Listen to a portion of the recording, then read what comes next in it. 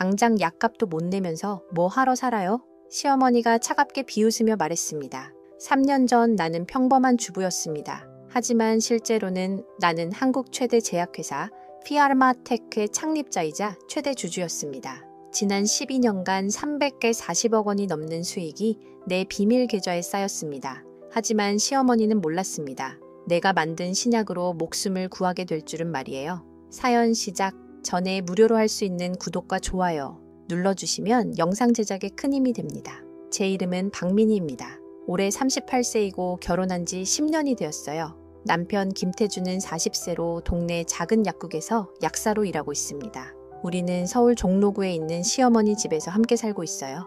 3층짜리 단독주택인데 시세가 12억 원 정도 되는 집입니다. 시어머니 이순자 씨는 67세이고 시아버지는 5년 전에 돌아가셨어요. 금고방 김미경 씨는 42세로 이혼하고 아이 둘과 함께 친정에서 지내고 있습니다. 저는 결혼 전 서울대학교 약학대학을 졸업했어요. 성적도 우수했고 교수님들의 추천도 받았습니다. 하지만 결혼 후에는 그런 과거를 숨기고 살았어요. 남편 가족들에게는 전문대학 출신이라고 말했습니다. 그들이 학벌로 저를 판단할까봐 걱정됐거든요. 그냥 평범한 주부로 살고 싶었어요. 하지만 그게 제 인생 최대의 실수였습니다. 결혼 초기에는 괜찮았어요. 시어머니도 저를 예뻐해 주셨고 남편도 다정했습니다. 하지만 시간이 지나면서 상황이 달라졌어요. 제가 임신이 안 되니까 가족들의 태도가 변하기 시작했습니다. 시어머니는 저를 무능하다고 하셨고 금고방은 저를 무시하기 시작했어요. 남편도 점점 차가워졌습니다. 사실 저에게는 아무도 모르는 비밀이 있었어요. 결혼 2년 후부터 저는 비밀리에 신약 개발을 시작했습니다. 집에서 몰래 연구하고 실험했어요. 서울대 시절 지도 교수님과 연락을 취하면서 새로운 치료제 개발에 참여했습니다. 처음에는 작은 프로젝트였지만 점점 규모가 커졌어요. 결혼 5년째 되던 하에 저는 혁신적인 항암제를 개발했습니다. 기존 치료제보다 부작용은 적고 효과는 뛰어난 신약이었어요. 임상시험 결과도 놀라웠습니다. 그래서 저는 파마테크라는 회사를 설립했어요. 물론 제 이름으로 직접 설립한 건 아니고 신뢰할 만한 동업자를 통해 비밀리에 진행했습니다. 피아르마테크는 제가 개발한 항암제로 큰 성공을 거뒀어요. 출시 첫 해에만 매출이 50억 원을 넘겼습니다. 2년째에는 100억 원, 3년째에는 200억 원을 기록했어요. 이제는 연매출 500억 원이 넘는 중견 제약회사가 되었습니다. 저는 회사 지분의 68%를 소유하고 있어서 매년 막대한 배당금을 받고 있었어요. 하지만 이 모든 사실을 가족들은 전혀 몰랐습니다. 저는 일부러 숨겼어요. 진정한 사랑이 무엇인지 확인하고 싶었거든요. 돈이나 지위 때문이 아니라 진짜 저라는 사람을 사랑하는지 알고 싶었습니다. 그래서 평범한 주부인 척하며 지냈어요. 가끔 연구소에 가야 할 때도 친구 만나러 간다고 둘러댔습니다. 처음 몇 년은 그럭저럭 버틸만 했어요. 하지만 시간이 지날수록 가족들의 태도가 더욱 나빠졌습니다. 특히 금고방 미경 씨가 심했어요. 언니는 정말 운이 없어요. 미경 씨가 빈정대며 말했습니다. 아이도 없고 하는 일도 없고 우리 오빠가 불쌍해요. 이런 말을 들을 때마다 가슴이 아팠지만 참았어요. 시어머니도 점점 저에게 차가워졌어요. 민희야, 너는 정말 답답하다. 시어머니가 한숨을 쉬며 말했습니다. 아이도 없으면서 집에서 뭐 하고 지내니? 다른 며느리들은 다 직장도 다니고 돈도 벌어오는데 너만 집에서 놀고 있어. 이런 말을 들을 때마다 제가 얼마나 많은 돈을 벌고 있는지 말하고 싶었지만 참았어요. 남편도 변했어요. 처음에는 저를 감싸주던 남편이 점점 가족들 편을 들기 시작했습니다. 민희야, 엄마 말씀이 맞는 것 같아. 남편이 조심스럽게 말했습니다. 너도 뭔가 해봐야 하지 않을까? 취직을 하든지 아니면 다른 일을 하든지. 이렇게 집에만 있으면 답답하잖아. 남편의 말이 가시처럼 박혔어요. 더 힘든 건 경제적인 압박이었어요. 남편의 약국 수입이 많지 않다 보니 가족들은 항상 돈 걱정을 했습니다. 생활비가 부족하다며 저에게 알아서 해결하라고 했어요. 어떻게 해결하냐고 물으면 친정에서 받아오라고 했습니다. 하지만 제 부모님은 일찍 돌아가셔서 받아올 곳이 없었어요. 그래서 저는 제 비밀 계좌에서 돈을 빼서 가게에 보탰어요. 매달 300만 원씩 생활비 명목으로 댔습니다. 가족들에게는 아르바이트로 번다고 했어요. 번역일이나 과외를 한다고 둘러댔죠. 그들은 의심하지 않고 받았어요. 오히려 당연하다는 듯이 받아들였습니다. 시간이 지나면서 요구가 더 커졌어요. 월 300만 원으론 부족하다며 더 많이 벌어오라고 했습니다. 금고방은 자기 아이들 교육비까지 저에게 요구했어요. 언니가 번역일로 돈을 잘 벌잖아요. 미경 씨가 뻔뻔하게 말했습니다. 조카들 학원비 좀 대주세요. 한 달에 100만 원이면 되니까. 저는 어쩔 수 없이 그것도 대줬어요. 시어머니도 마찬가지였어요. 민희야, 이번에 지붕 수리해야 한다. 시어머니가 명령하듯 말했습니다. 300만 원 정도 든다는데 네가 처리해라. 집에서 공짜로 살면서 이 정도는 해야지. 저는 그것도 제 돈으로 해결했어요. 총 500만 원이 들었는데 모두 제가 댔습니다. 남편은 제가 어떻게 그렇게 많은 돈을 버는지 궁금해하지 않았어요. 그냥 편리하게 받아들였습니다. 고마워하기보다는 당연하다는 태도였어요. 가끔은 더 많이 벌어달라고 요구하기도 했어요. 다른 집 며느리들은 월급쟁이라도 하는데 넌 아르바이트만 하냐고 핀잔을 주었죠. 이런 상황이 몇 년간 계속되었어요. 저는 점점 지쳤지만 참았습니다. 언젠가는 진실을 말할 때가 올 거라고 생각했어요. 하지만 그 시기를 놓치고 있었습니다. 시간이 지날수록 진실을 말하기가 더 어려워졌거든요. 그러던 중 결정적인 사건이 벌어졌어요. 6개월 전 시어머니가 갑자기 쓰러진 것이었습니다. 병원에 응급실로 실려가서 정밀 검사를 받았는데 결과가 충격적이었어요. 희귀 혈액암 진단을 받은 것이었습니다. 의사는 매우 드문 질환이라고 했어요. 국내에서 연간 50명 정도만 발병하는 병이라고 했습니다. 더 충격적인 것은 치료법이었어요. 기존 항암제로는 효과가 제한적이고 완치가 어렵다는 것이었습니다. 하지만 최근에 개발된 신약이 있다고 했어요. 피아르마텍에서 만든 피아르마셀 경공7이라는 약물이었습니다. 그 약을 쓰면 완치 가능성이 80% 이상이라고 했어요. 그 순간 저는 묘한 기분이 들었어요. 제가 개발한 약이 시어머니의 생명을 구할 수 있다는 것이었거든요. 하지만 문제가 있었어요. 그 약의 가격이 매우 비쌌습니다. 1회 치료에 1,500만 원, 완전한 치료를 위해서는 총 6회가 필요했어요. 즉, 총 9천만 원이 들어가는 것이었습니다. 가족들은 패닉 상태에 빠졌어요. 9천만 원이라는 돈을 어떻게 마련하느냐며 난리가 났습니다. 남편은 약국을 팔아야 하나 고민했고 금고방은 친정에서 도와달라고 했어요. 하지만 현실적으로 그렇게 큰 돈을 단시간에 마련하기는 어려웠습니다. 시어머니는 절망했어요. 이런 비싼 약을 어떻게 써?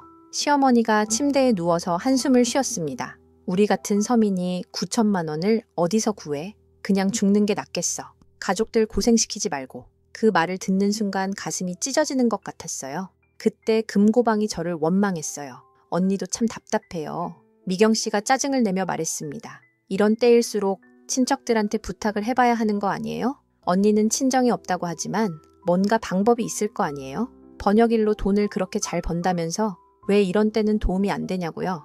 남편도 저를 압박했어요. 민희야, 정말 방법이 없을까? 남편이 간절하게 물었습니다. 내 인맥이나 능력으로 뭔가 해볼 수 있지 않을까? 이런 때일수록 가족이 힘을 합쳐야 하는 거 아니야? 저는 그들의 말을 들으면서 복잡한 기분이 들었어요. 사실 저에게는 9천만 원이 큰 돈이 아니었어요. 제 계좌에는 340억 원이 넘는 돈이 들어있었거든요. 당장 치료비를 대는 것도 문제 없었습니다. 하지만 그러면 제 정체가 드러날 수 있었어요. 그렇게 큰 돈을 어떻게 마련했는지 설명해야 했거든요.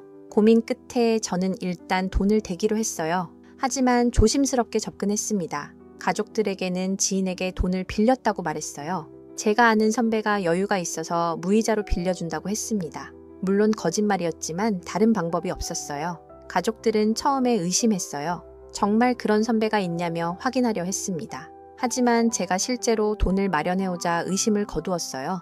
오히려 고마워하며 제가 능력이 있다고 칭찬했습니다. 민희야, 정말 고마워. 남편이 제 손을 잡으며 말했습니다. 네가 있어서 다행이야. 시어머니의 치료가 시작되었어요. 피아르마테크의 파르마셀 치를 투여받기 시작했습니다. 제가 개발한 약으로 시어머니가 치료받는다니 기분이 묘했어요. 한편으로는 뿌듯했지만 다른 한편으로는 복잡했습니다. 만약 가족들이 진실을 안다면 어떤 반응을 보일까 하는 생각이 들었어요. 치료 효과는 놀라웠어요. 첫 번째 투여 후 일주일 만에 혈액 수치가 크게 개선되었습니다. 의사도 깜짝 놀랄 정도였어요. 정말 신기한 약이네요.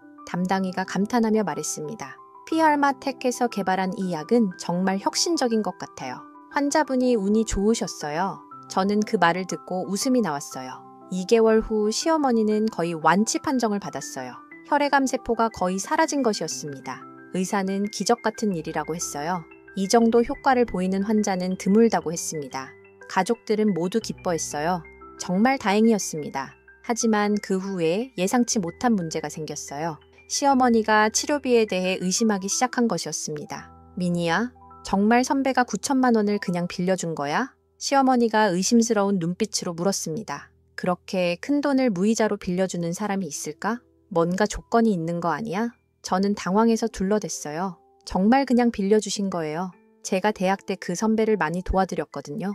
그래서 은혜를 갚는다고 하시면서. 하지만 시어머니의 의심은 쉽게 가라앉지 않았어요. 계속해서 추궁했습니다. 금고방도 의심하기 시작했어요. 언니 정말 이상해요. 미경 씨가 날카롭게 말했습니다. 번역일로 그렇게 돈을 잘 벌더니 이제는 9천만 원까지 빌려올 수 있다고요?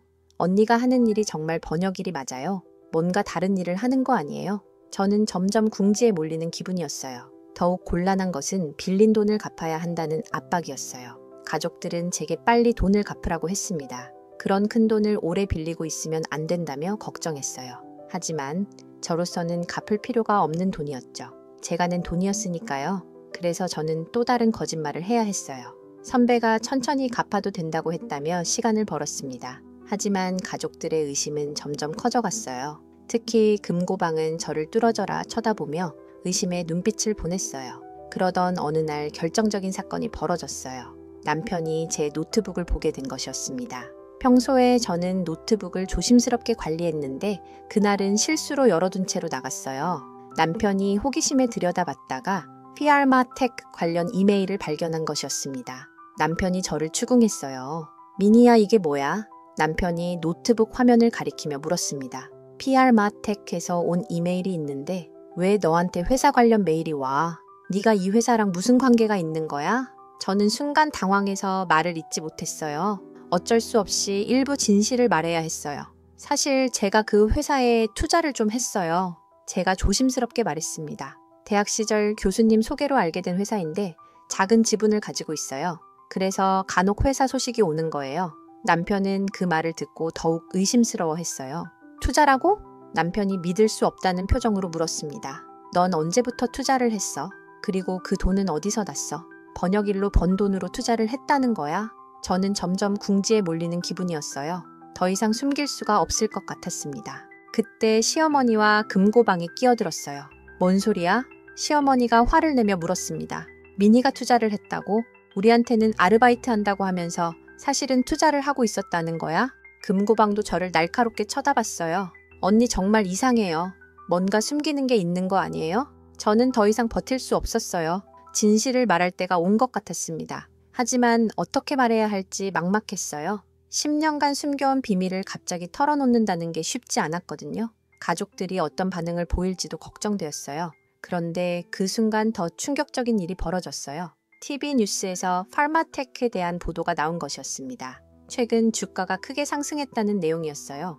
희귀 혈액암 치료제로 큰 성공을 거두고 있으며 해외 진출도 활발하다는 소식이었습니다. 기업 가치가 1조 원을 넘어섰다는 내용도 있었어요. 가족들은 그 뉴스를 보고 놀라워했어요. 와, 이 회사가 이렇게 큰 회사였어? 남편이 감탄하며 말했습니다. 민희야, 네가 투자했다는 회사가 이 회사 맞지? 정말 대박 났네. 네가 투자한 돈이 얼마나 돼? 저는 그 질문을 듣고도 심장이 뛰었어요. 그 순간 저는 결심했습니다. 이제 진실을 말할 때가 왔다고 생각했어요. 더 이상 숨길 수도 없고 숨기고 싶지도 않았습니다. 10년간의 거짓된 삶을 정리할 때가 온 것 같았어요. 드디어 진짜 제가 누구인지 보여줄 시간이 왔습니다. 저는 깊은 숨을 들이마시고 말하기 시작했어요. 사실 제가 팔마테크의 창립자입니다. 제가 조용히 말했습니다. 그리고 현재 최대 주주이기도 하고요. 거실이 순간 조용해졌어요. 가족들은 저를 멍하니 바라봤습니다. 무슨 말인지 이해하지 못하는 것 같았어요. 뭐라고? 남편이 어이없다는 표정으로 물었습니다. 무슨 소리를 하는 거야? 피알마테크의 창립자라고? 그게 말이 돼? 시어머니와 금고방도 비슷한 표정이었어요. 저를 미친 사람 보듯이 쳐다봤습니다. 저는 차분하게 설명하기 시작했어요. 제가 서울대 약학대학을 졸업했다고 말씀드렸잖아요. 실제로는 약학과에서 수석으로 졸업했어요. 그리고 결혼 후에도 계속 신약 개발 연구를 했습니다. 8년 전에 혁신적인 항암제를 개발해서 회사를 설립한 거예요. 가족들의 표정이 점점 굳어졌어요. 그렇다면 그동안 아르바이트 한다고 한 건? 남편이 떨리는 목소리로 물었습니다. 거짓말이었어요. 제가 솔직하게 대답했습니다. 사실은 회사 경영과 연구개발 업무를 하고 있었어요. 매달 들인 생활비도 제 회사 수익에서 나온 것이고요. 남편의 얼굴이 하얗게 질렸어요. 시어머니가 화를 내기 시작했어요. 이게 무슨 말이야? 시어머니가 소리를 질렸습니다. 10년 동안 우리를 속였다는 거야? 그럼 그동안 우리가 민희를 무시한 건? 시어머니의 말이 끝나지 않았어요. 진실을 깨닫기 시작한 것 같았거든요. 금고방도 당황했어요. 언니가 정말 그 유명한 제약회사 사장이라는 거예요? 미경 씨가 믿을 수 없다는 표정으로 물었습니다. 그럼 언니가 부자라는 얘기잖아요? 얼마나 많은 돈을 가지고 있는 거예요? 저는 그 질문에 답하기 어려웠어요. 저는 증거를 보여주기로 했어요. 노트북을 가져와서 제 계좌 화면을 보여줬습니다. 현재 보유 현금이 340억 원이었어요. 그 외에도 회사 지분의 시가총액까지 합하면 500억 원이 넘는 재산이었습니다. 가족들은 그 숫자를 보고 말을 잃었어요. 정말? 정말이야? 남편이 중얼거렸습니다. 그럼 우리가 그동안 남편의 목소리가 떨렸어요. 진짜 부자인 아내를 무시하고 살았다는 현실을 받아들이기 힘든 것 같았어요. 왜 이제야 말해주는 거야? 남편이 원망스럽게 물었습니다. 저는 솔직하게 대답했어요. 진정한 사랑이 무엇인지 알고 싶었어요. 돈 때문에 저를 사랑하는 건 아닌지 확인하고 싶었거든요. 하지만 결과는 실망스러웠어요. 여러분은 제가 가난하다고 생각할 때 저를 무시했어요. 제 돈은 받으면서도 말이에요. 시어머니가 변명하기 시작했어요. 우리가 어떻게 알았겠어? 시어머니가 당황해서 말했습니다. 네가 말을 안 했잖아. 만약 알았다면 그런 식으로 대하지 않았을 거야. 하지만 저는 그 말에 동의할 수 없었어요. 돈이 있든 없든 며느리는 존중받아야 하는 거 아니었나요? 금고방은 다른 반응을 보였어요. 언니 정말 대단해요. 미경 씨가 갑자기 태도를 바꿨습니다. 그런데 왜 진작 말 안 했어요? 우리가 얼마나 힘들게 살았는데 언니가 도와주면 될 일이었잖아요. 저는 그 말을 듣고 어이가 없었어요. 제가 도와주지 않았다고요? 제가 반문했습니다. 매달 400만 원씩 생활비를 댔고 미경 씨 아이들 학원비도 대주고 집 수리비도 냈어요. 그게 도움이 아니었나요? 오히려 여러분은 그 돈을 받으면서도 저를 무시했잖아요. 미경 씨는 할 말을 잃었어요. 남편이 갑자기 무릎을 꿇었어요. 민희야, 정말 미안해. 남편의 목소리가 떨렸습니다. 내가 정말 바보였어. 이렇게 훌륭한 아내를 두고도 몰라봤어. 제발 용서해줘. 하지만 저는 차가운 표정을 유지했어요. 10년 동안의 상처가 그렇게 쉽게 치유될 수는 없었거든요. 시어머니도 사과하기 시작했어요. 민희야, 어머니가 정말 잘못했어. 시어머니가 눈물을 흘리며 말했습니다. 그런 대단한 며느리인 줄 몰랐어. 앞으로는 정말 잘해줄게. 하지만 저는 그들의 사과가 진심인지 의심스러웠어요. 제 재산을 알았기 때문에 태도가 바뀐 건 아닐까 하는 생각이 들었거든요. 더 기가 막힌 것은 금고방의 반응이었어요. 언니, 그럼 이제 우리 좀 도와주세요. 미경 씨가 뻔뻔하게 말했습니다. 저희 아이들 좋은 학교 보내고 싶어요. 그리고 제가 새로 사업을 시작하려고 하는데 투자금이 필요해요. 언니가 도와주시면 되잖아요. 저는 그 말을 듣고 분노가 치밀었어요. 아직도 모르시는 거네요. 제가 차갑게 말했습니다. 지난 10년간 여러분이 저를 어떻게 대했는지 기억하세요. 저는 더 이상 여러분의 ATM 머신이 아니에요. 제 돈을 함부로 요구하지 마세요. 미경 씨의 얼굴이 굳어졌어요. 그때 남편이 또 다른 충격적인 고백을 했어요. 민희야, 사실 나도 고백할 게 있어. 남편이 주저하면서 말했습니다. 요즘 약국 동료랑 다른 감정이 생겼어. 네가 계속 집에만 있고 대화도 안 통하니까. 하지만 이제 네가 이런 사람인 줄 알았으니 다시 생각해보고 싶어. 저는 그 말을 듣고 소름이 돋았어요. 다시 생각해본다고요? 제가 비웃으며 말했습니다. 제가 부자라는 걸 알았으니까 다시 생각해보신다는 거예요? 정말 실망스럽네요. 그럼 제가 가난했다면 그 여자와 바람을 피울 생각이었다는 거예요? 남편은 대답하지 못했어요. 저는 더 이상 참을 수 없었어요. 일어서서 말했습니다. 이제 모든 걸 정리할 때가 온 것 같네요. 제가 단호하게 말했습니다. 저는 더 이상 이 집에서 살 생각이 없어요. 그리고 앞으로 생활비 지원도 중단할 거예요. 각자 알아서 사세요. 가족들이 당황해서 저를 말렸어요. 민희야, 그러지 마. 시어머니가 간청했습니다. 우리가 잘못했지만 가족이잖아. 다시 시작하면 안 될까? 하지만 저의 마음은 이미 굳어져 있었어요. 10년간의 상처가 하루아침에 사라질 수는 없었거든요. 저는 변호사와 상담을 받기로 했어요. 이혼 절차를 밟을 생각이었습니다. 더 이상 이런 가짜 결혼 생활을 지속할 이유가 없다고 생각했어요. 진정으로 저를 사랑하는 사람을 만나고 싶었습니다. 다음 날 저는 피하마텍 사무실로 갔어요. 직원들과 제대로 된 미팅을 하기 위해서였습니다. 그동안 비밀리에 경영했지만 이제는 공개적으로 활동할 생각이었어요. 더 이상 숨을 이유가 없었거든요. 사무실에서 임원들과 회의를 했어요. 앞으로는 제가 직접 경영에 참여하겠다고 선언했습니다. 그동안 뒤에서 지시만 내렸지만 이제는 공개적으로 CEO 역할을 하고 싶다고 말했어요. 임원들은 환영한다고 했습니다. 회사의 미래 계획도 세웠어요. 새로운 신약 개발 프로젝트를 시작하고 해외 진출도 본격화하기로 했습니다. 특히 미국과 유럽 시장 진출에 집중하기로 했어요. 제가 직접 나서면 더 빠른 성장이 가능할 것 같았습니다. 저녁에 집에 돌아갔을 때 남편이 저를 기다리고 있었어요. 미니야, 오늘 하루 종일 생각해봤어. 남편이 진지하게 말했습니다. 내가 정말 잘못했어. 하지만 우리 다시 시작할 수 없을까? 나는 정말 너를 사랑해. 저는 그 말을 믿을 수 없었어요. 사랑한다고 하셨나요? 제가 냉정하게 물었습니다. 어제까지 다른 여자와 바람을 피울 생각을 하신 분이요? 제가 부자라는 걸 알고 나서야 사랑한다고 하시는 거예요? 그게 정말 사랑일까요? 남편은 대답하지 못했어요. 시어머니도 마찬가지였어요. 온종일 저에게 잘해주려고 애썼지만 어색했어요. 급작스럽게 바뀐 태도가 너무 티가 났습니다. 며느리 덕분에 목숨을 구했으니까 고마워해야 한다는 시기였어요. 하지만 진심으로 저를 존중하는 것 같지는 않았습니다. 금고방은 더욱 노골적이었어요. 하루 종일 저에게 투자 제안을 했어요. 언니, 제가 카페 사업을 하고 싶어요. 미경 씨가 구체적인 계획서까지 가져왔습니다. 5억 원 정도만 투자해 주시면 성공할 자신이 있어요. 언니께는 적은 돈이잖아요. 저는 그런 태도가 역겨웠어요.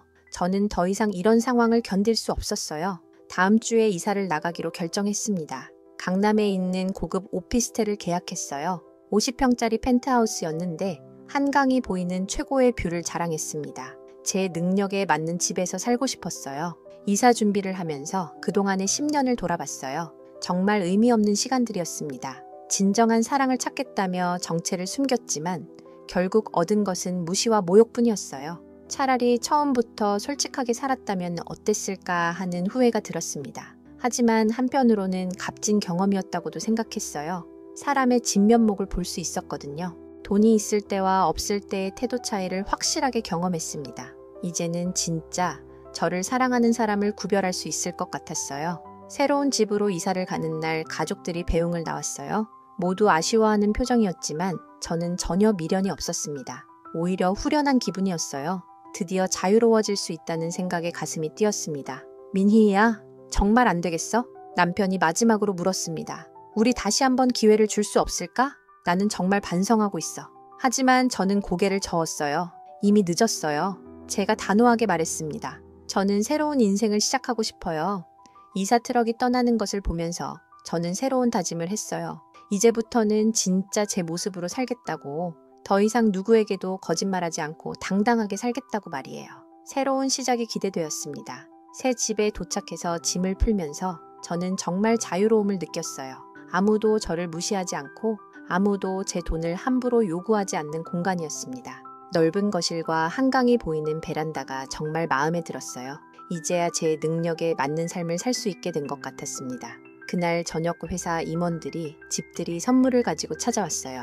새로운 출발을 축하한다며 샴페인을 가져왔습니다. 함께 건배를 하면서 앞으로의 계획을 논의했어요. 이제는 숨지 않고 당당하게 경영할 수 있게 되어서 정말 기뻤습니다. 다음 주부터는 본격적인 CEO 활동을 시작하기로 했어요. 지금까지는 뒤에서 지시만 내렸지만 이제는 직접 나서서 회사를 이끌어 나갈 계획이었습니다. 새로운 신약 개발 프로젝트도 추진하고 해외 진출도 가속화할 생각이었어요. 무엇보다 저는 자유로워진 기분이 좋았어요. 더 이상 가족들의 눈치를 보지 않아도 되고 제 정체를 숨기지 않아도 되었습니다. 진짜 제 모습으로 당당하게 살 수 있게 된 것이었어요. 비록 10년의 시간을 허비했지만 이제라도 새로운 시작을 할 수 있다는 것에 감사했습니다. 새로운 집에서의 첫 밤을 보내면서 저는 앞으로의 계획을 구체적으로 세워봤어요. 먼저 회사 경영에 전념하고 더 많은 신약을 개발해서 환자들을 도울 계획이었습니다. 그리고 언젠가는 진정으로 저를 사랑하는 사람을 만나고 싶었어요. 이번에는 처음부터 솔직하게 제 모습을 보여주면서 말이에요. 하지만 한편으로는 가족들이 걱정되기도 했어요. 제가 나간 후에 그들이 어떻게 살아갈지 염려되었습니다. 시어머니의 병은 완치되었지만 정기적인 검진이 필요했고 금고방과 조카들도 경제적으로 어려울 것 같았어요. 남편도 혼자 약국을 운영하면서 힘들 것 같았습니다. 그래서 저는 마지막으로 한 번만 도와주기로 결심했어요. 완전히 관계를 끊기 전에 그들이 자립할 수 있도록 최소한의 도움은 주고 싶었습니다. 하지만 이번에는 조건이 있었어요. 제대로 된 사과와 반성이 있어야 한다는 것이었습니다. 다음 날 아침 예전 집에 전화를 걸었어요. 남편이 받았는데 목소리가 많이 상해 있었습니다. 민희야, 어떻게 지내? 남편이 조심스럽게 물었습니다. 우리 모두 너무 후회하고 있어. 정말 잘못했어. 저는 그 말을 듣고 마음이 복잡했어요. 오늘 오후 2시에 강남 카페에서 만나요. 제가 단호하게 말했습니다. 마지막으로 정리하고 싶은 이야기가 있어요. 가족들 모두 오세요. 남편이 알겠다고 대답했어요. 정말 마지막 기회라는 걸 아는 것 같았습니다. 카페에서 만난 가족들의 모습은 많이 달라져 있었어요. 모두 수척해 보였고 화려한 옷차림도 사라졌습니다. 제가 나간 후 현실을 체감하기 시작한 것 같았어요. 특히 금고방은 완전히 다른 사람이 되어 있었습니다. 저는 그들과 마지막 대화를 나누면서 많은 것을 느꼈어요. 사람은 정말 변할 수 있다는 것, 그리고 진정한 사랑과 존경은 조건이 없어야 한다는 것.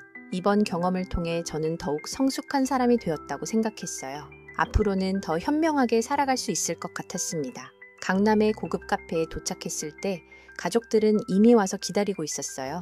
시어머니, 남편, 금고방 모두 긴장한 표정이었습니다. 저는 차분하게 그들 앞에 앉았어요. 오늘이 정말 마지막 대화가 될 거라는 생각이 들었습니다. 민희야, 시어머니가 먼저 말을 꺼냈습니다. 어머니가 정말 잘못했어. 그동안 너를 무시하고 함부로 대해서 정말 미안해. 목숨을 구해준 은인인데도 몰라봤어. 시어머니의 목소리가 떨렸어요. 하지만 저는 그 사과가 진심인지 의심스러웠습니다. 남편도 사과했어요. 민희야, 나도 정말 후회하고 있어. 남편이 고개를 숙이며 말했습니다. 이런 훌륭한 아내를 두고도 바람을 피울 생각을 했다니. 나는 정말 바보였어. 다시 기회를 줄 수 없을까? 저는 그 말을 들으면서 씁쓸했어요. 금고방은 더욱 극단적인 반응을 보였어요. 언니, 정말 죄송해요. 미경 씨가 무릎까지 꿇으며 말했습니다. 그동안 언니를 우습게 본 제가 정말 잘못했어요. 이제야 언니가 얼마나 대단한 분인지 알겠어요. 앞으로는 정말 존경하며 살겠어요. 저는 그 모습을 보며 복잡한 기분이 들었어요. 하지만 저는 냉정했어요. 여러분의 사과를 받겠어요. 제가 조용히 말했습니다. 하지만 용서하는 것과는 별개예요. 10년간 받은 상처가 하루아침에 사라질 수는 없거든요. 그리고 여러분이 진심으로 반성하는지도 의문이에요. 시어머니가 간청했어요. 민희야, 그래도 가족이잖아. 시어머니가 애원하듯 말했습니다. 한 번만 더 기회를 줘. 우리가 정말 달라질게. 너 없이는 살 수 없어. 하지만 저는 이미 마음을 굳혔어요. 더 이상 이런 관계를 지속할 이유가 없다고 생각했거든요. 그래도 저는 마지막 선물을 준비했어요. 시어머니께는 앞으로 5년간 치료비를 지원해 드릴게요. 제가 차분하게 말했습니다. 정기검진과 약값은 제가 부담하겠어요. 금고방에게는 아이들 교육비를 1년간 지원해 드리고요. 남편에게는 약국 운영자금 1억 원을 지원해 드릴게요. 가족들이 놀라워했어요. 정말이야? 남편이 믿을 수 없다는 표정으로 물었습니다. 그런데 왜 도와주려는 거야? 저는 솔직하게 대답했어요. 완전히 관계를 정리하기 전에 마지막으로 의무를 다하고 싶어서예요. 이후에는 정말 연락하지 마세요. 하지만 조건이 있어요. 제가 계속 말했습니다. 첫째, 앞으로 제게 추가 지원을 요구하지 마세요. 둘째, 제 사생활에 간섭하지 마세요. 셋째, 다른 사람들에게 제 이야기를 퍼뜨리지 마세요. 이 조건을 지키지 않으면 모든 지원을 중단할 거예요. 가족들은 그 조건들을 받아들였어요. 어떤 조건이든 지키겠다고 했습니다. 하지만 저는 그들을 믿지 않았어요. 시간이 지나면 또 다른 요구를 해올 게 뻔했거든요. 그래서 법적으로 계약서를 작성하기로 했어요. 카페를 나서면서 저는 정말 후련함을 느꼈어요. 드디어 모든 것이 정리된 기분이었습니다. 이제 진짜 새로운 인생을 시작할 수 있을 것 같았어요. 더 이상 과거에 얽매이지 않고 앞으로만 나아갈 수 있게 되었습니다. 다음 주부터 저는 본격적으로 CEO 활동을 시작했어요. PR마텍 본사에 정식으로 출근하기 시작했습니다. 직원들은 저를 환영했어요. 그동안 비밀리에 지시를 받아왔지만 이제는 직접 만나서 일할 수 있게 되어 기뻤다고 했습니다. 첫 임원회의에서 저는 회사의 미래 비전을 발표했어요. 앞으로 5년 내에 글로벌 제약회사로 성장하겠다는 목표를 세웠습니다. 신약 개발에 더 많은 투자를 하고 해외 진출도 가속화하기로 했어요. 특히 미국 FDA 승인을 받아 북미 시장에 진출하는 것이 목표였습니다. 새로운 연구소 설립도 추진했어요. 기존 연구소는 서울에 있었는데 판교에 더 큰 규모의 첨단 연구소를 짓기로 했습니다. 총 500억 원을 투자해서 세계 수준의 시설을 갖추기로 했어요. 전 세계에서 우수한 연구진들을 영입할 계획도 세웠습니다. 언론에서도 관심을 보이기 시작했어요. PR마테크의 신비한 창립자가 공개적으로 활동을 시작했다는 소식이 퍼졌습니다. 여러 매체에서 인터뷰를 요청했어요. 저는 선별적으로 몇 개의 인터뷰에 응했습니다. 첫 번째 인터뷰는 경제지와 했어요. 기자가 궁금해했습니다. 그동안 왜 정체를 숨기셨나요? 저는 솔직하게 대답했어요. 개인적인 이유가 있었습니다. 진정한 인간관계가 무엇인지 알고 싶었거든요. 하지만 이제는 당당하게 활동하고 싶어요. 또 다른 질문이 있었어요. 앞으로의 계획은 어떻게 되시나요? 저는 확신에 찬 목소리로 대답했어요. 더 많은 환자들을 구할 수 있는 신약을 개발하고 싶습니다. 특히 희귀질환 치료제에 집중할 계획이에요. 제약회사의 진정한 역할은 생명을 구하는 것이라고 생각해요. 인터뷰가 나간 후 반응이 뜨거웠어요. 특히 여성 기업인들 사이에서 화제가 되었습니다. 숨은 실력자가 드디어 모습을 드러냈다며 관심을 보였어요. 여러 경제단체에서도 간견 요청이 들어왔습니다. 하지만 예상치 못한 문제도 생겼어요. 전 남편 태준이 언론에 나타난 것이었습니다. 그는 한 주간지와 인터뷰를 했어요.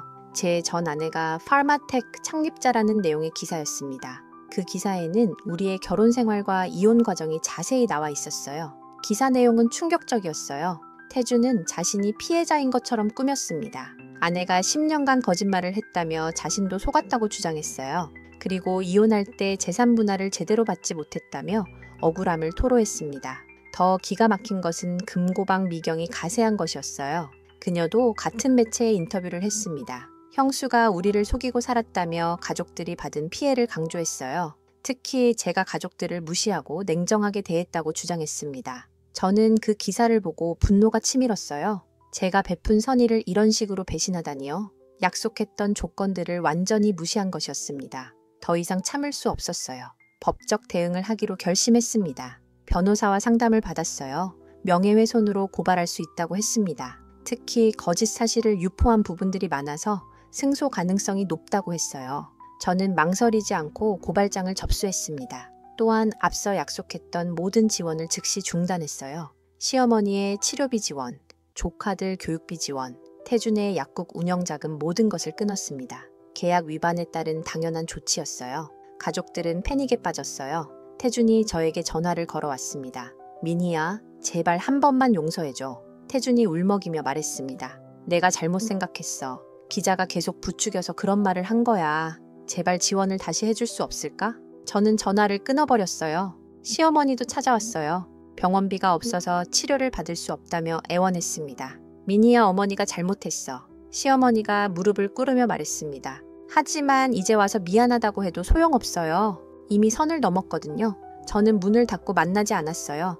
언론 대응도 적극적으로 했어요. 저는 기자회견을 열어서 진실을 밝혔습니다.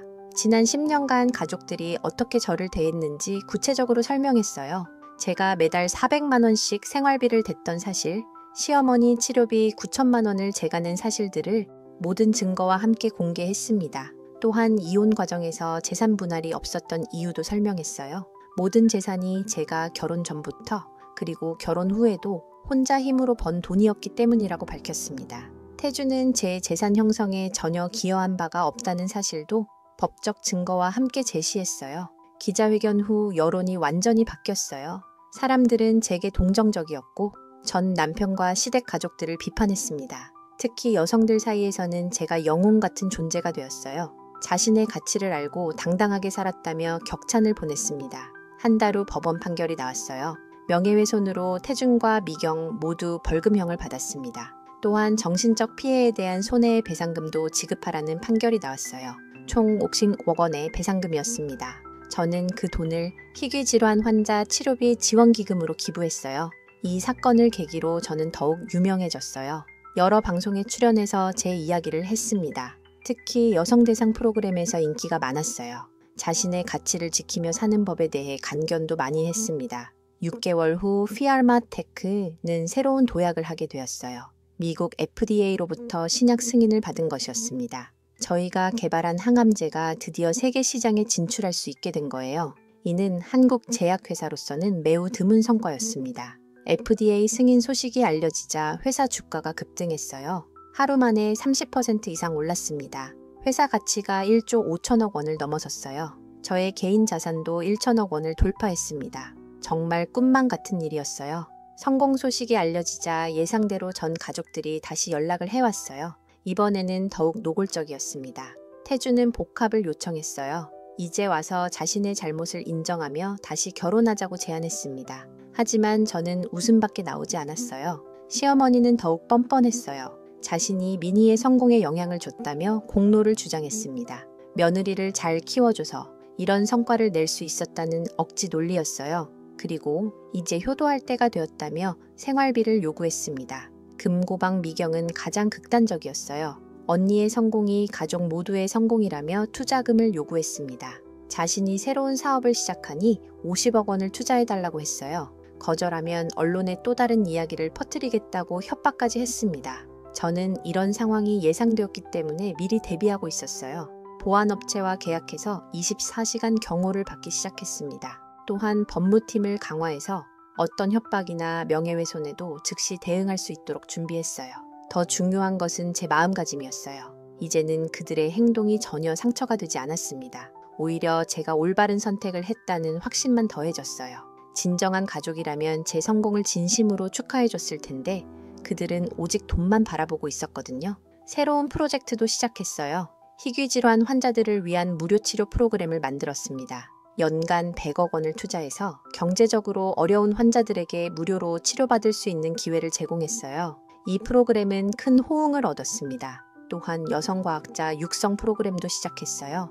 매년 100명의 여학생에게 장학금을 지급하고 해외 연수 기회도 제공했습니다. 제가 받았던 차별과 무시를 후배들은 겪지 않기를 바라는 마음이었어요. 1년 후 저는 또 다른 큰 성과를 이뤘어요.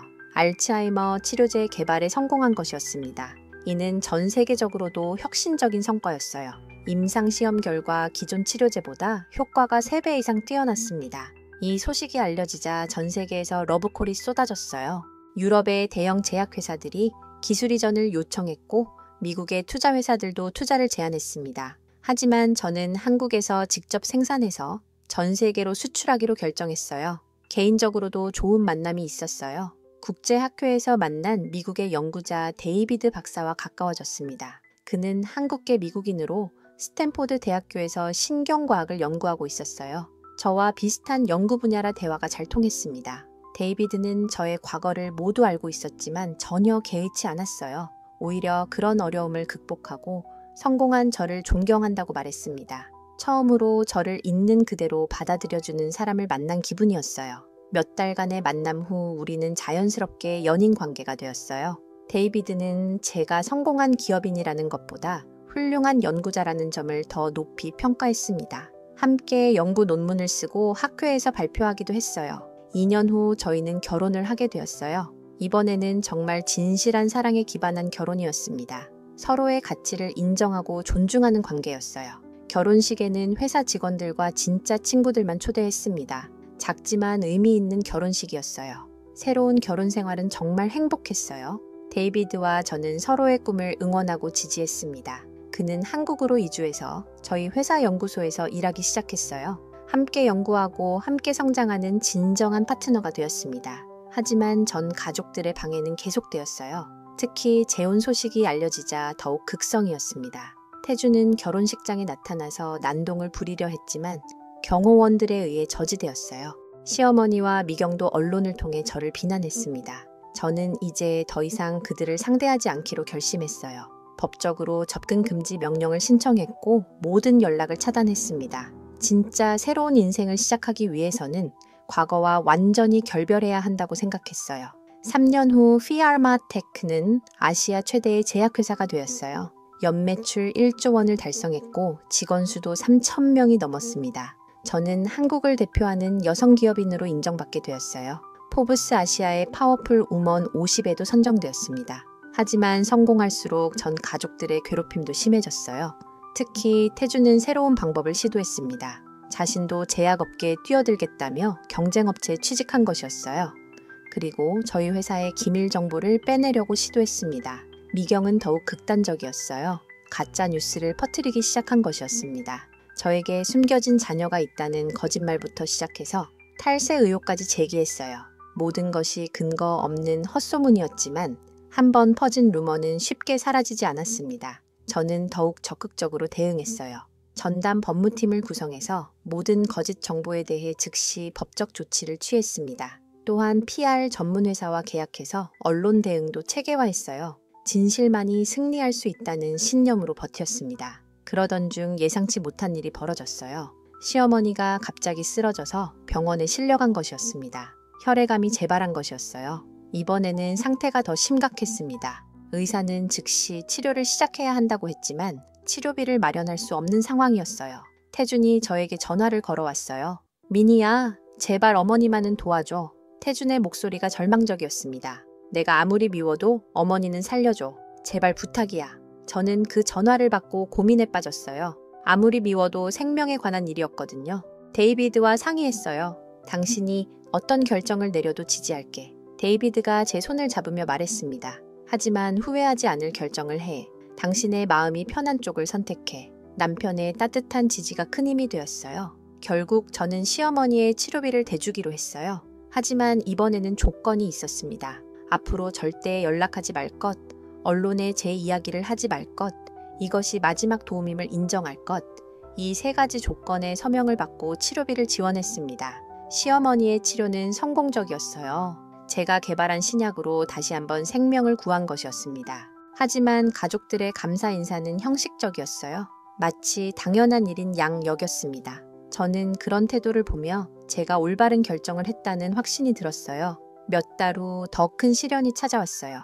경쟁업체에서 저희 신약과 비슷한 제품을 출시한다고 발표한 것이었습니다. 조사해보니 핵심 기술이 저희 것과 거의 동일했어요. 누군가 기밀을 유출한 것이 분명했습니다. 수사 결과 충격적인 진실이 드러났어요. 태준이 경쟁업체에 정보를 넘겨준 것이었습니다.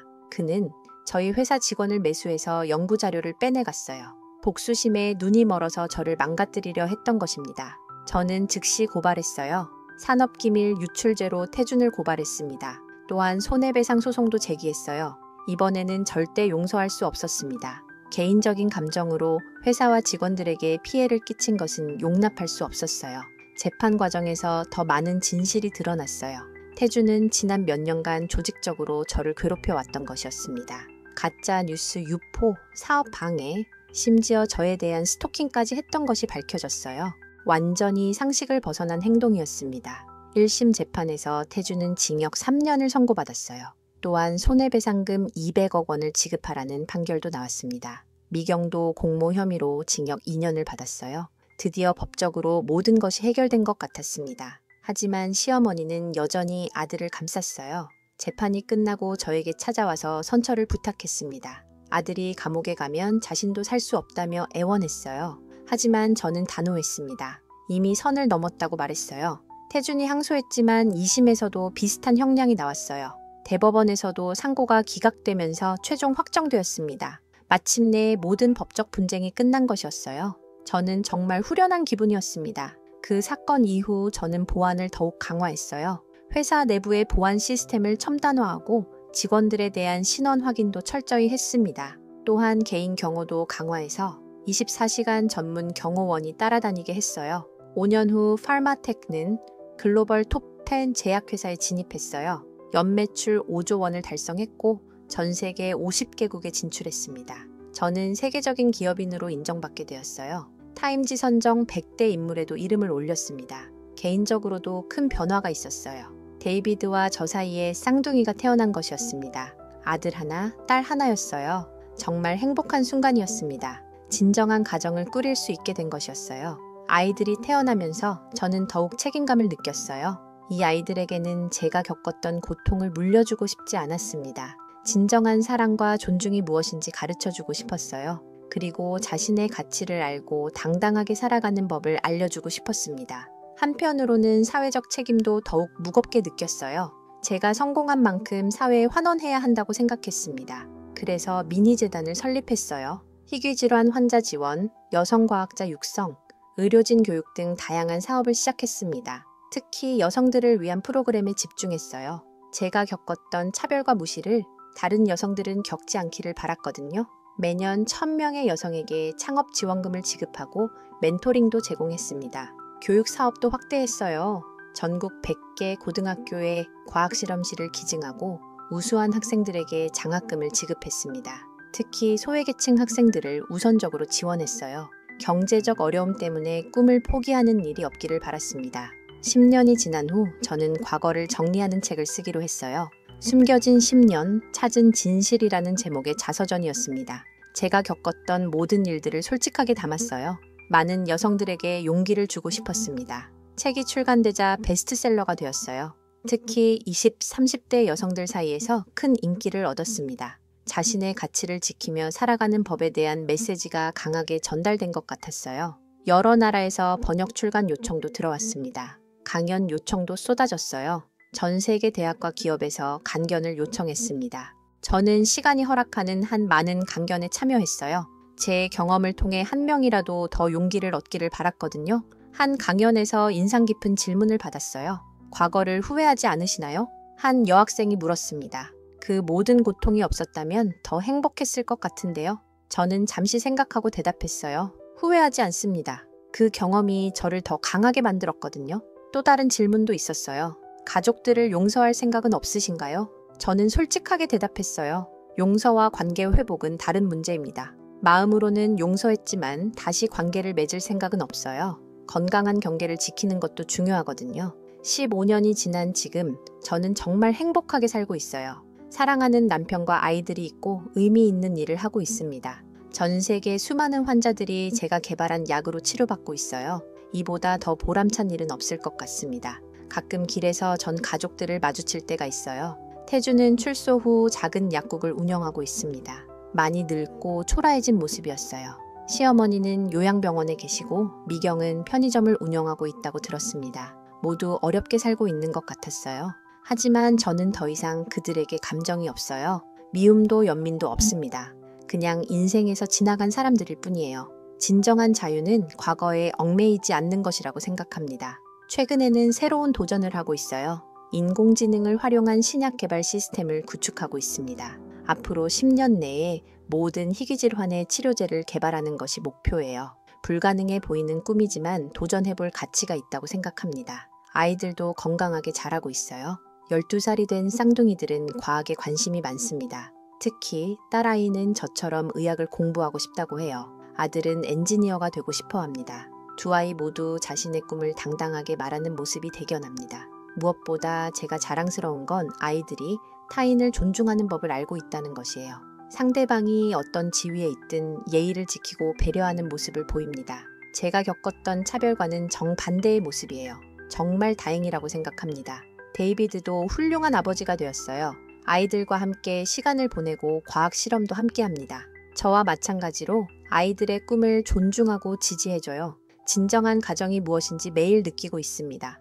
회사 경영도 순조롭게 이어지고 있어요. 최근에는 후계자 육성에도 관심을 갖고 있습니다. 젊고 유능한 연구진들을 발굴해서 미래의 리더로 키우고 있어요. 언젠가는 제가 물러나더라도 회사가 지속적으로 발전할 수 있도록 준비하고 있습니다. 특히 여성 인재 육성에 집중하고 있어요. 현재 저희 회사 임원의 40%가 여성입니다. 연구진 중에서도 여성의 비율이 높아요. 성별에 관계없이 능력만으로 평가받는 조직 문화를 만들어가고 있습니다. 사회적 영향력도 점점 커지고 있어요. 정부의 각종 자문위원으로 활동하고 있고 대학에서 명예교수로도 임명되었습니다. 여성경제인협회 회장도 맡고 있어요. 후배 여성 기업인들에게 조언을 해주는 것이 큰 보람입니다. 최근에는 멘토링 프로그램도 시작했어요. 매월 10명의 여성 창업가들과 만나서 경험을 공유하고 있습니다. 제가 겪었던 시행착오를 그들은 겪지 않기를 바라는 마음이에요. 작은 도움이라도 되고 싶습니다. 언론에서도 계속 관심을 보이고 있어요. 최근에는 글로벌 경제지 포브스에서 커버 스토리로 다뤄지기도 했습니다. 침묵에서 성공으로라는 제목의 기사였어요. 제 인생 이야기가 전 세계에 알려진 것 같아 뿌듯했습니다. 하지만 저는 여전히 겸손하려고 노력해요. 성공이 저 혼자만의 것이 아니라는 걸 잘 알고 있거든요. 함께 일하는 직원들, 지지해주는 가족, 그리고 기회를 준 사회 모두에게 감사하고 있습니다. 가끔 어려웠던 과거를 떠올릴 때가 있어요. 10년간 정체를 숨기며 살았던 시절, 가족들에게 무시당했던 순간들. 그때는 정말 힘들었지만 지금 생각해보면 모든 것이 의미가 있었던 것 같아요. 그 경험이 저를 더 강하게 만들었거든요. 앞으로의 계획도 구체적으로 세우고 있어요. 5년 후에는 CEO직에서 물러나서 연구에만 전념할 생각입니다. 그리고 아이들이 대학에 진학하면 함께 세계 일주를 할 계획도 있어요. 가족과 함께하는 시간을 더 늘리고 싶어요. 노후에는 자선 활동에 전념할 생각입니다. 지금까지 모은 재산의 대부분을 사회에 환원할 예정이에요. 특히 의료 소외계층을 위한 병원을 짓고 싶습니다. 돈이 없어서 치료받지 못하는 일이 없는 세상을 만들고 싶어요. 교육에도 더 많이 투자할 계획입니다. 전국에 과학영재학교를 설립해서 미래의 과학자들을 육성하고 싶어요. 특히 여학생들이 과학에 더 많은 관심을 가질 수 있도록 환경을 만들어 가겠습니다. 때로는 전 남편 태준이나 가족들 생각이 나기도 해요. 그들이 지금 어떻게 살고 있는지 궁금할 때가 있습니다. 하지만 연락하거나 만날 생각은 없어요. 서로 다른 길을 가는 것이 최선이라고 생각합니다. 다만 시어머니의 건강만은 가끔 걱정이 돼요. 혈액암이 재발할 가능성이 있다고 들었거든요. 만약 다시 도움이 필요하다면 그때는 또 고민해 볼 것 같습니다. 개인적인 감정과는 별개로 생명은 소중하니까요. 최근 들어서는 제 이야기를 다룬 드라마 제작 제의도 들어왔어요. 유명 방송사에서 제 인생을 드라마로 만들고 싶다고 했습니다. 아직 결정하지는 않았지만 많은 여성들에게 용기를 줄 수 있다면 고려해 볼 만하다고 생각해요. 영화 제작 제의도 있었어요. 할리우드에서도 관심을 보이고 있습니다. 제 이야기가 전 세계 여성들에게 영감을 줄 수 있을 거라고 하더라고요. 신중하게 검토해보고 있습니다. 무엇보다 중요한 것은 제가 지금 정말 행복하다는 것이에요. 과거의 아픔은 이제 추억이 되었고 현재는 충만하며 미래는 희망적입니다. 진정한 사랑을 만났고 의미 있는 일을 하고 있어요. 이보다 더 바랄 게 있을까 싶습니다. 하지만 여전히 해결되지 않은 과제들이 있어요. 전 세계적으로 아직도 치료법이 없는 희귀 질환들이 많습니다. 저는 그런 질환들의 치료제를 개발하는 것을 인생의 목표로 삼고 있어요. 한 명이라도 더 많은 환자를 구하고 싶습니다. 20년이 지난 지금 저는 제 인생을 돌아보며 감회가 새로워요. 58세가 된 저는 이제 파마테크의 명예회장으로 물러나 있지만 여전히 연구에는 참여하고 있습니다. 데이비드와 저는 여전히 사랑하는 부부로 살고 있고 쌍둥이들은 이제 성인이 되어 각자의 꿈을 추구하고 있어요. 딸 지민이는 저처럼 의학을 전공해서 현재 하버드 의대에서 박사과정을 밟고 있습니다. 희귀질환 연구에 관심이 많아서 언젠가는 저와 함께 연구할 수도 있을 것 같아요. 아들 지훈이는 MIT에서 인공지능을 전공하고 있어요. 의료 AI 분야에 관심이 많아서 역시 의료와 연관된 길을 걷고 있습니다. 최근에는 정말 의미 깊은 일이 있었어요. 지난달에 시어머니가 돌아가신 것입니다. 91세의 나이였어요. 마지막 순간까지 제가 개발한 약으로 치료받으며 큰 고통 없이 평안하게 가셨다고 들었습니다. 복잡한 심경이었지만 장례식에는 참석했어요. 장례식에서 태준을 20년 만에 다시 만났어요. 이제 60세가 된 그는 많이 늙어 있었습니다. 머리는 완전히 하얗게 새었고 허리도 굽어 있었어요. 작은 약국을 운영하며 혼자 살고 있다고 했습니다. 결혼은 다시 하지 않았다고 하더라고요. 태준이 저에게 다가와서 말했어요. 미니야, 정말 오랜만이야. 태준의 목소리가 많이 쇠약해져 있었습니다. 그동안 어떻게 지냈어? 뉴스로는 가끔 봤는데 정말 대단하게 됐더라. 저는 담담하게 인사만 했어요. 더 이상 그에게 특별한 감정은 없었거든요. 금고방 미경도 와 있었어요. 그녀는 더 많이 변해 있었습니다. 편의점을 운영하다가 몇 년 전에 문을 닫았다고 했어요. 지금은 파트타임으로 일하며 근근히 살고 있다고 하더라고요. 아이들은 모두 성인이 되어 독립했다고 했습니다. 장례식이 끝나고 태준이 저를 따로 불렀어요. 미니야, 한 가지만 말하고 싶어. 태준이 진지하게 말했습니다. 내가 정말 바보였어. 이렇게 훌륭한 사람을 알아보지 못했어. 정말 후회하고 있어. 하지만 너는 정말 잘 살고 있는 것 같아서 다행이야. 저는 그의 말을 들으면서 더 이상 분노나 원망이 없다는 걸 깨달았어요. 시간이 모든 것을 치유한 것 같았습니다. 태준 씨도 건강하게 지내세요. 제가 조용히 말했습니다. 모두 지난 일이에요. 서로 다른 길을 걸어왔지만 모두 각자의 인생을 살고 있으니까요. 미경도 사과했어요. 언니 정말 죄송했어요. 미경이 눈물을 흘리며 말했습니다. 그때 제가 정말 어리석었어요. 언니가 얼마나 대단한 분인지 몰랐어요. 하지만 이제라도 알게 돼서 다행이에요. 언니 덕분에 제가 많이 반성하고 성장할 수 있었어요. 그들과의 만남이 끝나고 집에 돌아와서 데이비드와 이야기를 나눴어요. 어땠어? 데이비드가 제 손을 잡으며 물었습니다. 힘들지 않았어? 저는 고개를 저었어요. 전혀 힘들지 않았어요. 오히려 모든 것이 정리된 기분이에요. 이제 정말 과거와 완전히 작별할 수 있을 것 같아요. 그 일이 있은 후 저는 더욱 의미 있는 일에 집중하게 되었어요. 최근에는 전 세계 희귀질환 환자들을 위한 글로벌 재단을 설립했습니다. 50개국의 제약회사들이 참여해서 희귀질환 치료제 개발에 공동으로 투자하는 프로젝트예요. 이 재단을 통해 지난 5년간 20여 개의 새로운 희귀질환 치료제를 개발했어요. 그 중에는 소아암 치료제, 근육 위축증 치료제, 희귀 면역질환 치료제 등이 있습니다. 수많은 환자들이 새로운 희망을 찾을 수 있게 되었어요. 특히 기억에 남는 것은 6세 소녀 혜은이의 이야기예요. 혜은이는 전 세계에 100명도 안 되는 환자만 있는 극희귀 질환을 앓고 있었습니다. 기존에는 치료법이 전혀 없었는데 저희가 개발한 신약으로 완치될 수 있었어요. 혜은이 어머니가 감사 편지를 보내왔을 때 정말 보람을 느꼈습니다. 교육 분야에서도 큰 성과가 있었어요. 지금까지 설립한 과학영재학교가 전국에 50개가 넘습니다. 이 학교들에서 배출된 인재들이 이제 대학에 진학하고 있어요. 특히 여학생들의 과학 분야 진학률이 크게 높아졌다는 소식을 들으니 뿌듯했습니다. 장학금 프로그램도 확대했어요. 매년 10,000명의 학생들에게 장학금을 지급하고 있습니다. 특히 소외계층과 다문화 가정 학생들을 우선 지원하고 있어요. 경제적 어려움 때문에 꿈을 포기하는 일이 없기를 바라는 마음이에요. 최근에는 새로운 도전도 시작했어요. 아프리카와 동남아시아의 의료, 인프라 구축 프로젝트입니다. 현지에 병원과 연구소를 짓고 의료진 교육도 지원하고 있어요. 5년 후에는 100개의 병원을 완공할 예정입니다. 이 프로젝트를 위해 직접 현지를 방문하기도 해요. 케냐의 한 마을에서 만난 10세 소년이 기억에 남습니다. 말라리아로 고생하고 있던 아이였는데 간단한 치료만으로도 건강을 되찾을 수 있었어요. 그 아이의 밝은 미소를 보면서 이 일의 의미를 다시 한번 느꼈습니다. 개인적으로도 계속 성장하고 있어요. 최근에는 철학에 관심을 갖게 되었습니다. 서울대학교에서 철학 강의를 청강하고 있어요. 인간의 존재와 삶의 의미에 대해 깊이 생각해보는 시간을 갖고 있습니다. 특히 동양 철학에 관심이 많아요. 불교의 자비사상과 유교의 인의 정신이 제가 추구하는 가치와 맞닿아 있다고 생각해요. 개인의 성공보다는 사회 전체의 행복이 더 중요하다는 깨달음을 얻었습니다. 명상도 시작했어요. 매일 아침 30분씩 명상하면서 마음의 평정을 찾고 있습니다. 과거의 아픔이나 미래의 걱정보다는 현재 순간에 집중하려고 노력해요. 이렇게 하니까 마음이 한결 편안해졌어요. 가족과의 시간도 더 소중히 여기고 있어요.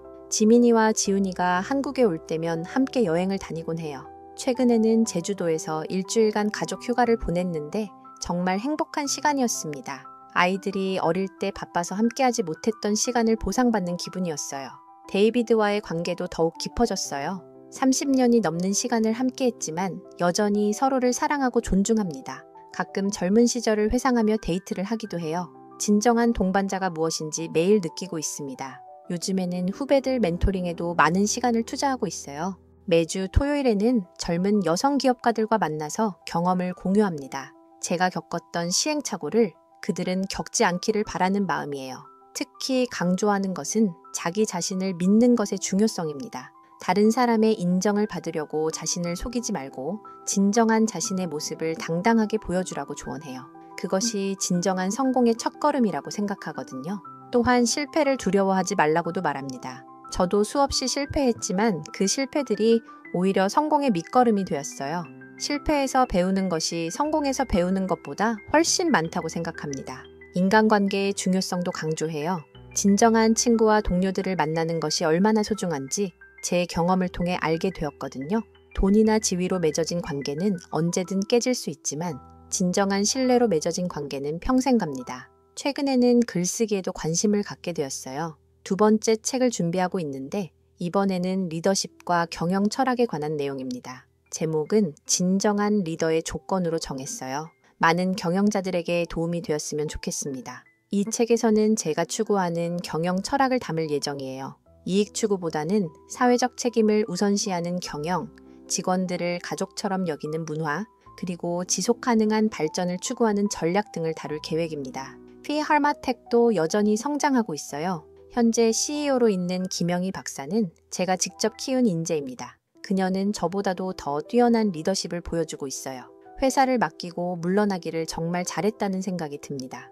회사의 미래도 밝습니다. 현재 개발 중인 신약이 50여 개가 넘어요. 그중 10개 정도는 내년에 상용화될 예정입니다. 특히 치매 치료제와 파킨슨병 치료제는 혁신적인 성과를 기대하고 있어요. 또한 개인 맞춤형 의료 시스템도 구축하고 있어요. 유전자 분석을 통해 개인에게 최적화된 치료법을 제공하는 시스템입니다. 앞으로 10년 후에는 모든 환자가 자신에게 맞는 맞춤형 치료를 받을 수 있을 것 같아요. 환경 문제에도 관심을 갖고 있어요. 회사의 모든 공정을 친환경적으로 바꾸고 있습니다. 또한 재생에너지 사용을 늘리고 탄소 배출을 줄이는 프로젝트도 진행하고 있어요. 기업의 사회적 책임을 다하려고 노력하고 있습니다. 가끔 과거를 돌아보면 정말 많은 변화가 있었다는 걸 느껴요. 38년 전 숨어서 연구하던 주부에서 시작해서 지금은 세계적인 제약회사를 만들어냈어요. 개인적으로는 가짜 결혼에서 벗어나 진정한 사랑을 찾았고요. 무엇보다 중요한 것은 제가 진정한 자신을 찾았다는 것이에요. 더 이상 다른 사람의 기대에 맞춰 살지 않아요. 제가 옳다고 생각하는 대로 당당하게 살고 있습니다. 이것이야말로 진정한 자유라고 생각해요. 젊은 여성들에게 하고 싶은 말이 있어요. 절대 자신을 숨기지 마세요. 사랑받기 위해 거짓된 모습을 보여주지 마세요. 진정한 사랑은 있는 그대로의 당신을 받아들이는 사람에게서만 찾을 수 있어요. 또한 경제적 독립을 꼭 이루세요. 돈이 전부는 아니지만 자유를 위해서는 필수입니다. 누군가에게 경제적으로 의존하면 진정한 자유를 누릴 수 없어요. 자신의 능력으로 당당하게 살아가세요. 실패를 두려워하지 마세요. 저도 수없이 실패했지만 포기하지 않았어요. 실패는 성공으로 가는 과정일 뿐입니다. 중요한 것은 실패에서 배우고 다시 일어서는 것이에요. 꿈을 포기하지 마세요. 아무리 어려워 보여도 꿈을 향해 꾸준히 나아가세요.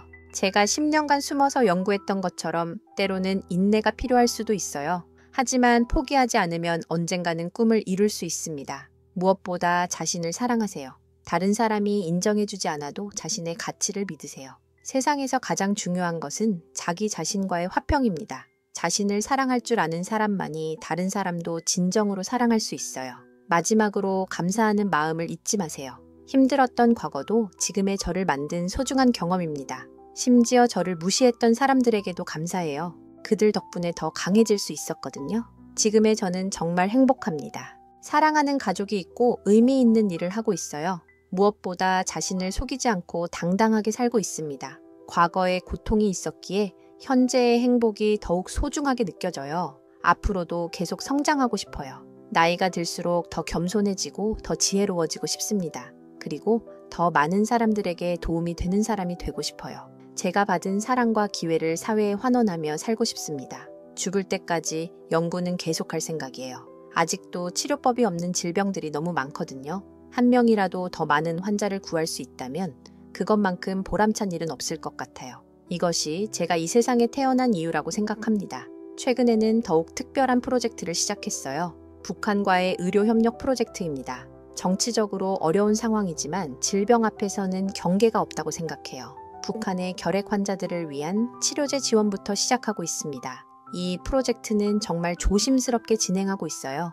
정부의 승인을 받고 국제기구를 통해 인도적 지원 형태로 추진하고 있습니다. 작년에는 실제로 북한 어린이 1,000명에게 결핵 치료제를 지원할 수 있었어요. 북한의 한 어머니가 보낸 감사 편지를 받았을 때는 정말 감동적이었어요. 자신의 딸이 저희 약으로 건강을 되찾았다며 눈물로 쓴 편지였습니다. 분단된 조국의 아픔을 조금이나마 달랠 수 있어서 뿌듯했어요. 통일에 대한 꿈도 갖고 있어요. 언젠가 통일이 되면 북한에도 현대적인 병원과 연구소를 지을 계획입니다. 남북한의 의료진들이 함께 연구하고 치료하는 날이 오기를 간절히 바라고 있어요. 개인적으로는 건강관리에도 신경을 쓰고 있어요. 매일 아침 조깅을 하고 주 3회 수영을 합니다. 또한 정기적으로 종합검진도 받고 있어요. 건강해야 더 많은 일을 할 수 있다고 생각하거든요. 식단 관리도 철저히 하고 있어요. 유기농 채소 위주의 식단을 유지하고 있고 금주금연은 물론입니다. 스트레스 관리를 위해 요가와 태극권도 배우고 있어요. 몸과 마음이 건강해야 좋은 일을 할 수 있다고 믿어요. 여행도 자주 다녀요. 데이비드와 함께 매년 지세 번은 해외여행을 갑니다. 최근에는 남미를 다녀왔는데 아마존의 원시림에서 새로운 영감을 얻었어요. 자연에서 얻는 치유 물질에 대한 연구 아이디어도 얻었습니다. 문화 활동도 즐기고 있어요. 오페라와 클래식 음악회를 자주 관람하고 미술관도 정기적으로 방문해요. 예술을 통해 감성을 기르고 창의성을 개발하려고 노력하고 있습니다. 독서도 많이 해요. 과학 서적뿐만 아니라 문학, 역사, 철학책도 읽습니다. 특히 위인전을 읽는 것을 좋아해요. 마리 퀴리, 로자 파크스, 넬슨 만델라 같은 인물들의 삶에서 많은 영감을 얻고 있어요. 언어 공부도 계속하고 있어요. 영어와 한국어 외에도 중국어와 스페인어를 배우고 있습니다. 전 세계 환자들과 직접 소통하고 싶은 마음이에요. 언어는 마음을 전하는 가장 좋은 도구라고 생각해요. 요리에도 관심이 생겼어요. 최근에는 이탈리아 요리를 배우고 있습니다. 직접 만든 파스타를 가족들에게 대접할 때 정말 행복해요. 손으로 만드는 것의 즐거움을 늦게나마 알게 되었습니다. 정원 가꾸기도 새로운 취미가 되었어요. 집 뒤뜰에 작은 정원을 만들어서 허브와 채소를 기르고 있습니다. 직접 기른 바질로 만든 페스토는 정말 맛있어요. 생명을 키우는 일의 소중함을 느끼고 있습니다. 봉사활동도 꾸준히 하고 있어요. 매주 일요일에는 노인요양원을 방문해서 어르신들과 시간을 보내요. 제 경험담을 들려드리면 정말 좋아하세요. 때로는 제가 더 많은 것을 배우고 와요. 고아원 방문도 정기적으로 하고 있어요. 아이들에게 과학 실험을 보여주고 꿈에 대한 이야기를 들려줍니다. 그 밝은 눈빛을 볼 때마다 제가 왜 이 일을 하는지 다시 한번 깨닫게 되어요. 환경보호 활동에도 참여하고 있어요. 기후변화 대응을 위한 캠페인에 후원하고 있고 플라스틱 사용 줄이기 운동도 하고 있어요. 미래 세대를 위해 깨끗한 지구를 물려줘야 한다고 생각해요. 동물 보호에도 관심이 많아요. 유기견 보호소를 후원하고 있고 직접 2마리의 강아지를 키우고 있어요. 베토벤과 모차르트라는 이름을 지어줬는데 정말 사랑스러워요. 동물들의 무조건적인 사랑을 받으면서 마음의 위안을 얻고 있어요. 지역사회 발전을 위한 활동도 하고 있어요. 제가 살고 있는 강남구의 명예구민으로 위촉되어서 지역 발전을 위한 자문 역할을 하고 있습니다. 특히 의료 인프라 개선과 교육 환경 발전에 기여하고 있어요. 청소년 멘토링 프로그램도 운영하고 있어요. 매월 100명의 고등학생들과 만나서 진로 상담을 해주고 있습니다. 특히 과학 분야에 관심 있는 여학생들을 많이 만나고 있어요. 그들의 꿈을 응원하는 것이 정말 기뻐요. 대학에서 특강도 자주 해요. 서울대, 연세대, 고려대를 비롯한 여러 대학에서 간견 요청이 들어와요. 학생들과 만나서 꿈과 열정에 대해 이야기하는 시간이 정말 소중해요. 최근에는 유튜브 채널도 시작했어요. 민희의 과학 이야기라는 채널인데 일반인들도 쉽게 이해할 수 있도록 과학 지식을 설명하고 있어요. 구독자가 벌써 100만 명을 넘었어요. 팟캐스트도 진행하고 있어요. 성공한 여성들의 이야기라는 프로그램인데 다양한 분야의 성공한 여성들을 인터뷰하고 있습니다. 그들의 경험담을 통해 많은 여성들이 용기를 얻고 있어요. SNS도 적극적으로 활용하고 있어요. 인스타그램과 트위터를 통해 일상을 공유하고 과학 상식도 알려주고 있습니다. 젊은 세대와 소통하는 중요한 창구라고 생각해요. 블로그도 운영하고 있어요. 매주 한 편씩 글을 올리는데 과학, 경영, 인생에 대한 다양한 이야기를 담고 있습니다. 독자들의 댓글을 읽는 것도 큰 즐거움이에요. 최근에는 드라마 제작에도 참여했어요. 제 인생을 바탕으로 한 드라마 숨겨진 빛이 방영되었는데 큰 호응을 얻었습니다. 많은 여성들이 용기를 얻었다는 후기를 보내와서 정말 보람을 느꼈어요. 영화 제작도 계획하고 있어요. 할리우드에서 제 이야기를 영화로 만들고 싶다고 제안했습니다. 전 세계 여성들에게 메시지를 전할 수 있는 좋은 기회라고 생각해서 긍정적으로 검토하고 있어요. 최근에는 정치인들과의 만남도 있었어요. 여성 정책과 과학기술 발전을 위한 자문 역할을 요청받았습니다. 정치적 중립은 지키되 좋은 정책을 위해서라면 기꺼이 도움을 주고 싶어요. 국제기구에서도 활동하고 있어요. UN 여성기구의 친선대사로 활동하고 있고 WHO의 자문위원도 맡고 있습니다. 전 세계 여성들의 지위 향상과 건강 증진을 위해 노력하고 있어요. 올림픽 유치 활동에도 참여했어요. 2032년 서울 올림픽 유치를 위한 홍보대사 역할을 하고 있습니다. 스포츠를 통한 세계 평화와 화합을 이루고 싶어요. 종교 활동도 하고 있어요. 불교에서 큰 위안을 찾고 있습니다. 매주 절에 가서 명상하고 법문을 듣고 있어요. 종교를 통해 마음의 평화를 얻고 있습니다. 자선 활동의 범위도 계속 확장하고 있어요. 작년에는 아프리카에 10개의 우물을 파주었고 올해는 수십 개를 더 팔 예정입니다. 깨끗한 물이 생명을 구한다는 것을 알고 있거든요. 재해 지역 지원도 꾸준히 하고 있어요. 지진, 홍수, 태풍 등의 자연재해가 발생하면 즉시 구호 물품과 의료진을 파견합니다. 고통받는 사람들에게 희망을 주고 싶어요. 전쟁 지역 지원도 하고 있어요. 시리아, 아프가니스탄 등 분쟁 지역의 어린이들을 위한 의료 지원을 하고 있습니다. 정치적 갈등과 상관없이 순수한 인도적 지원을 계속할 예정이에요. 최근에는 우주의학에도 관심을 갖게 되었어요. 화성 이주 시대를 대비한 우주 환경에서의 의료 시스템을 연구하고 있습니다. 먼 미래의 이야기 같지만 미리 준비하는 것이 중요하다고 생각해요. 인공지능과 의료의 결합도 연구하고 있어요. AI가 진단하고 로봇이 수술하는 시대가 곧 올 것 같습니다. 하지만 인간의 따뜻한 마음만큼은 기계가 대신할 수 없다고 생각해요. 가상현실을 활용한 의료 시스템도 개발하고 있어요. VR을 통해 수술 연습을 하고 환자 교육을 하는 시스템입니다. 의료진의 실력 향상과 환자의 이해도 증진에 도움이 될 것 같아요. 바이오 프린팅 기술도 연구하고 있어요. 3D 프린터로 인체 조직을 만들어내는 기술입니다.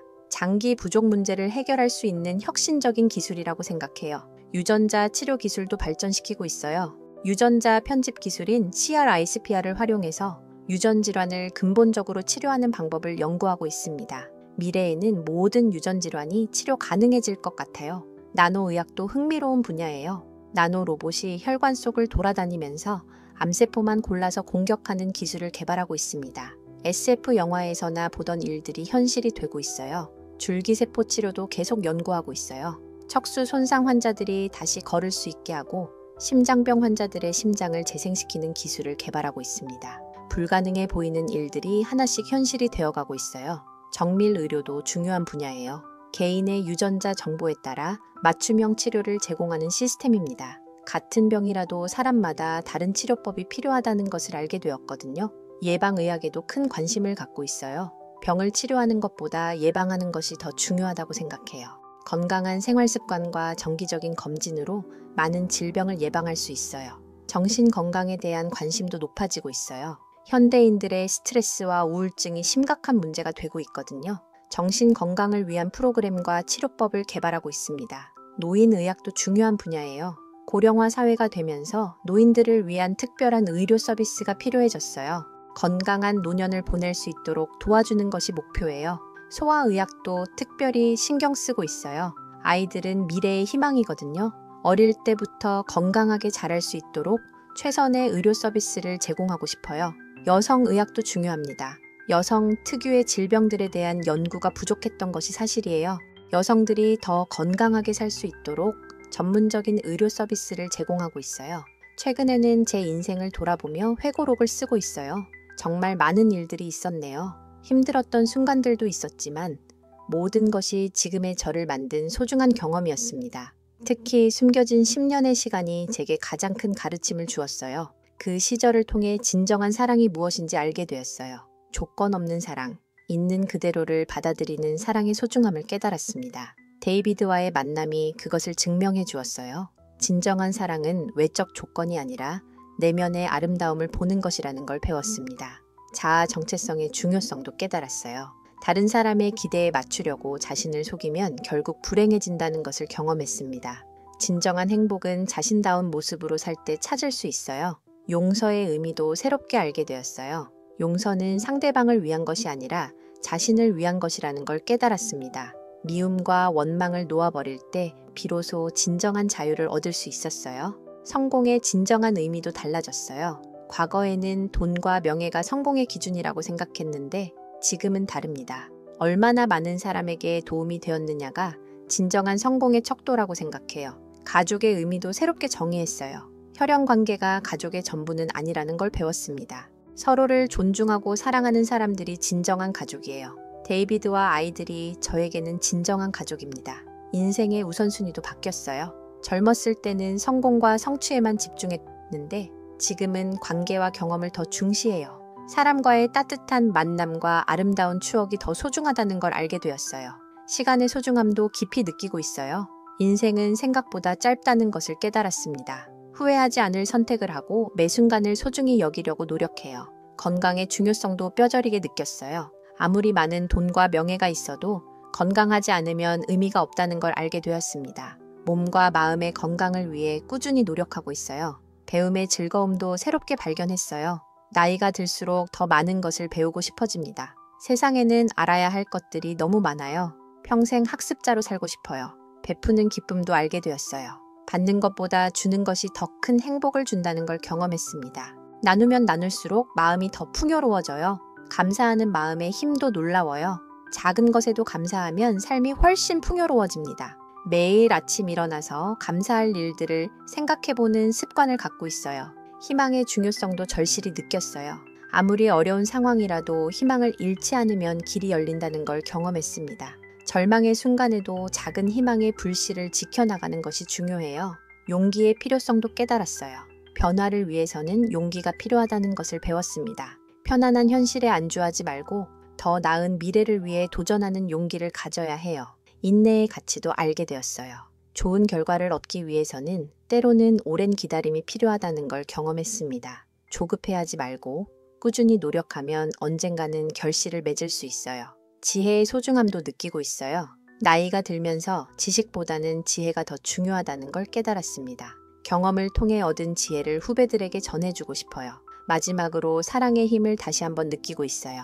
사랑이야말로 세상을 바꾸는 가장 강력한 힘이라고 생각합니다. 미움은 파괴하지만 사랑은 창조하고 치유해요. 지금의 저는 정말 평화롭고 행복합니다. 과거의 상처들은 모두 치유되었고 현재에 만족하며 미래에 대한 희망으로 가득합니다. 진정한 성공이 무엇인지 알게 되었고 의미 있는 삶을 살고 있어요. 앞으로도 계속 성장하고 변화할 것입니다.